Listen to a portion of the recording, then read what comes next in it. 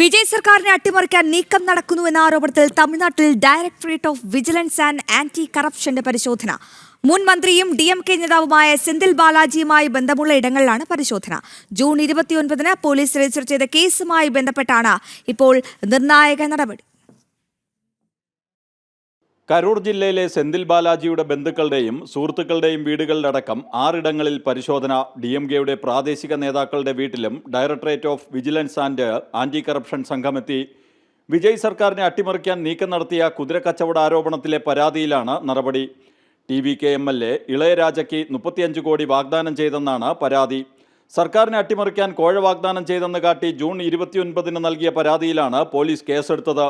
ഈ കേസിൽ 3 പേരെ നേരത്തെ അറസ്റ്റ് ചെയ്തിരുന്നു. 35 കോടി വാഗ്ദാനം ചെയ്ത് 2 പേർ തന്നെ സമീപിച്ചെന്നും ഇവർക്ക് സെന്തിൽ ബാലാജിയുമായി ബന്ധമുണ്ടെന്നുമാണ് TVK MLAയുടെ ആരോപണം. അതേസമയം കേസ് കെട്ടിച്ചമച്ചതാണെന്ന ആരോപണമാണ് DMKയുടേത്. എന്നാൽ DMKയുടെ ഉന്നത നേതാക്കളുടെ അറിവോടെയാണ് വിജയ് സർക്കാരിനെ അട്ടിമറിക്കാൻ നീക്കം നടന്നതെന്നാണ് TVKയുടെ കുറ്റപ്പെടുത്തൽ. ജനം, ഡൽഹി.